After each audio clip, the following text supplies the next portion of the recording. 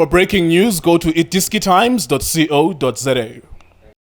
iDiskiTV powered by World Sports Betting. iDiskiTimes.co.za. Yet another Soweto team or a Soweto Giant going to the next round of the Nedbank Cup. Earlier on, it was Orlando Pirates in Soweto going through to the next round. Now, in the same township, it's Kaizer Chiefs' turn to beat a team from the Eastern Cape, Chippa United, on to the next round. What has been curious in the last few matches at the FNB Stadium is the performances of the opposition goalkeepers against Kaizer Chiefs. It's consistent because it's been two back-to-back matches. Richard Ofori from Ghana, Stanley Nwabali from Nigeria, in two back-to-back matches, as if they insist that they're going to give something away. However, Kaizer Chiefs, if you were thinking or debating as to who deserved to win, it was them. Nothing flashy, nothing great, but if you were looking between the two teams, who is going to win the game or who deserves to win, it was certainly Kaizer Chiefs. Chucks and Chucks, the champion,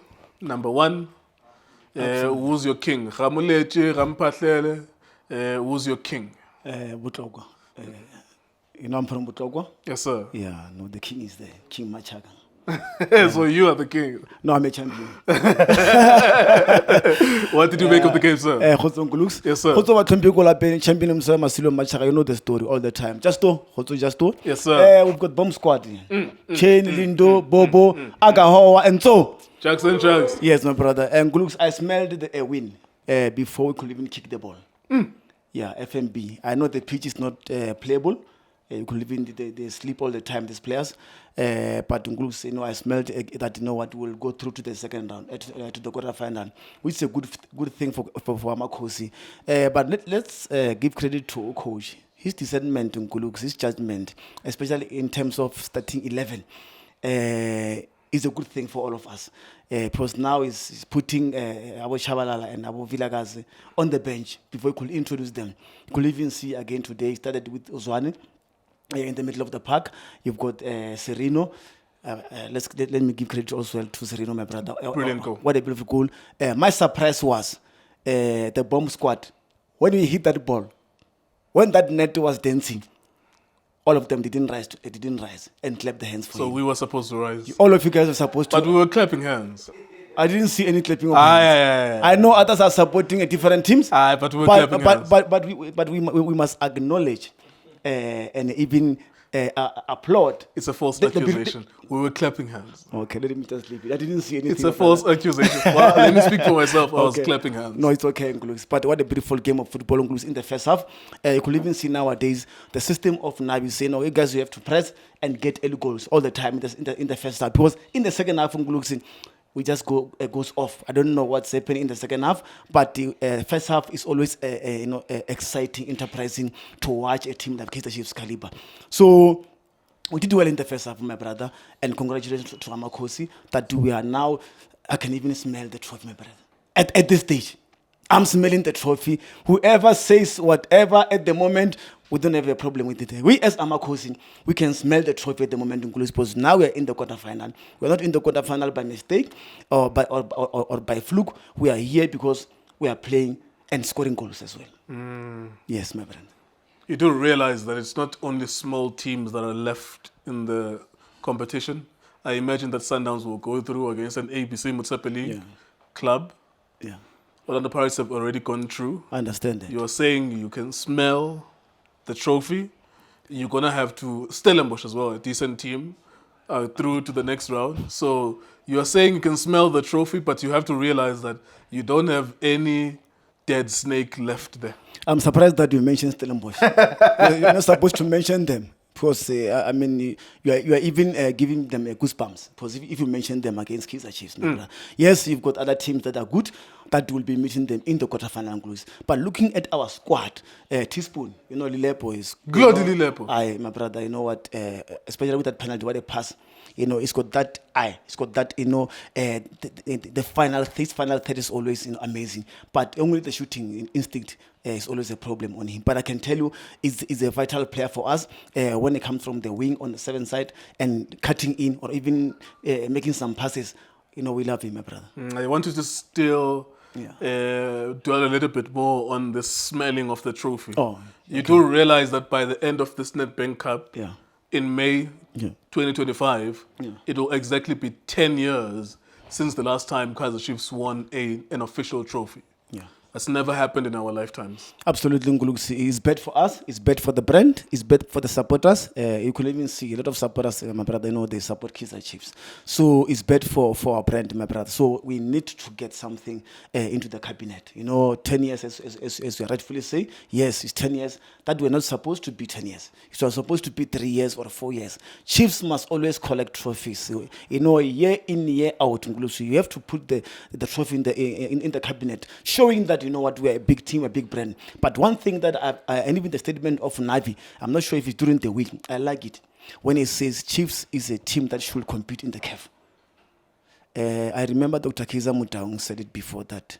I'm not sure if I'm still correct, that he doesn't like to play in the Champions League or whatsoever. I'm not sure. Continental football. Continental football. Well, there was a time when Chiefs were suspended or banned from CAF football because they did not respect it. Absolutely. That's what I'm saying.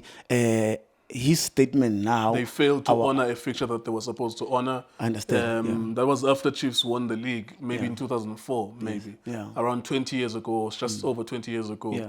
And there was a significant period where Chiefs did not respect this trophy. But the times have changed now. African football now has a prize money. You could make up to 20, 30, 40 million in prize money.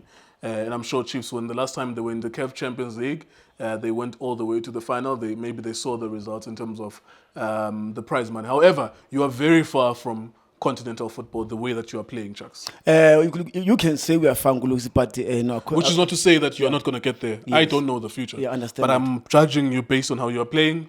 It doesn't look like you could be convincing unless every other team does not perform ahead of you. Then you just coincidentally find it. We just need to reinforce our squad in Guluks. Nothing else, nothing more. Nothing is impossible. We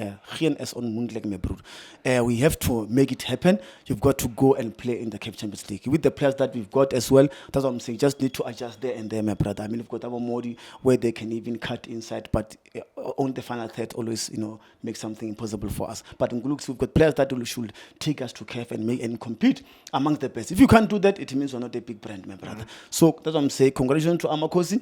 They did very well, my brother. The only thing that Chippa brought, it was only Philander on the far left. He's going to be a decent player. Yes, I mean, he was just troubling Frosler. He was the one that was giving us problems, going forward. But all in all, my brother, Amakosi, they played well in the first half. In the second half, we didn't give it much. Let me ask you one more question before I let you go.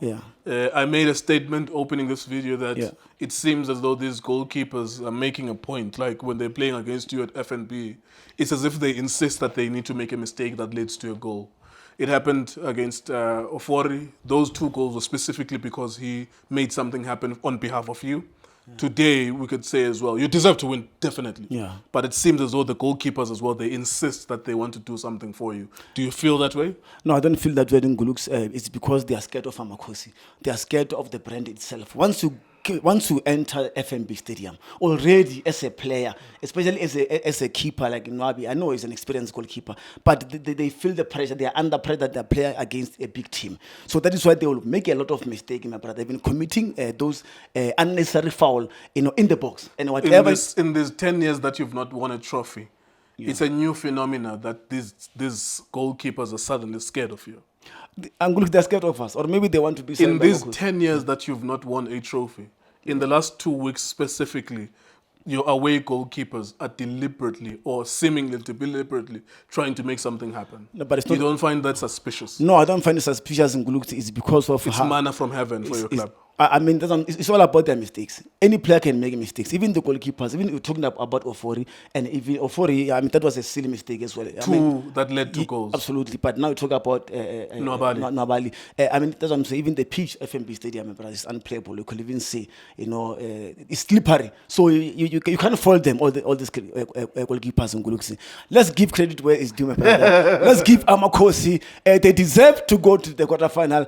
That's what I'm saying. I'm smelling something. trophy. I'm smelling the trophy. Let's give it them, my brother. Let's give Nasruddin Nabi that you guys, you know what, you put a good starting 11 in the first half, and this is what you produce at the end of the day. Let's give it credit, my brother. There you go. Thank you very much to Machaka. Tango. Thank you very much to you guys for watching as well. That's Kaizer Chiefs and Orlando Pirates on the same day, moving on to the next round of the Nedbank Cup.